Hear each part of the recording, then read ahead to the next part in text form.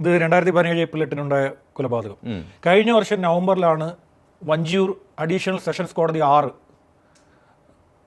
ഇതിൻ്റെ വിചാരണ ആരംഭിക്കുന്നത്. അതിനു മുമ്പ് പലതവണ വിചാരണയിലേക്ക് കുറ്റപത്രമൊക്കെ നേരത്തെ കൊടുത്ത കേസാണ്. ഒരുപാട് നേരത്തെ കുറ്റപത്രം കൊടുക്കുക സമർപ്പിച്ചിട്ട് തന്നെ വർഷങ്ങളായി.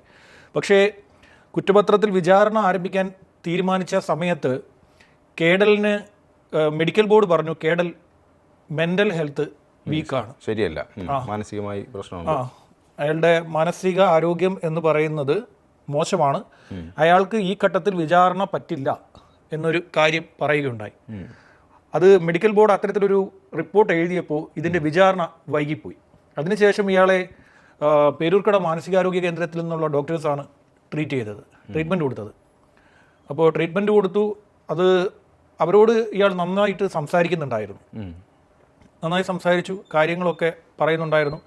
ഒടുവിൽ കഴിഞ്ഞ വർഷം ഏതാണ്ട് ഒക്ടോബർ മാസത്തോടു കൂടി ഇതേ മെഡിക്കൽ ബോർഡ്, നേരത്തെ ഇയാൾക്ക് മാനസികാരോഗ്യമില്ല എന്ന് പറഞ്ഞ അതേ മെഡിക്കൽ ബോർഡ് തന്നെ വീണ്ടും റിപ്പോർട്ട് എഴുതി ഇദ്ദേഹം വിചാരണയ്ക്ക് തയ്യാറായിട്ടുണ്ട്. അങ്ങനെ കഴിഞ്ഞ വർഷം നവംബർ മാസത്തിന് ശേഷം നവംബർ മുതൽ ഇങ്ങോട്ട് ഇദ്ദേഹത്തിൻ്റെ വിചാരണ, കേരള ജിൻസൺ രാജയുടെ വിചാരണ അവിടെ നടന്നുകൊണ്ടിരിക്കുകയാണ്. 6-ാം കോടതി എന്ന് പറയുമ്പോൾ അപ്പുറത്തെ കോടതി, അതായത് CBI കോടതിക്ക് ഓപ്പോസിറ്റ് ഉള്ളത്, അവിടെയാണ് ഇതിൻ്റെ വിചാരണ നടന്നുകൊണ്ടിരുന്നത്.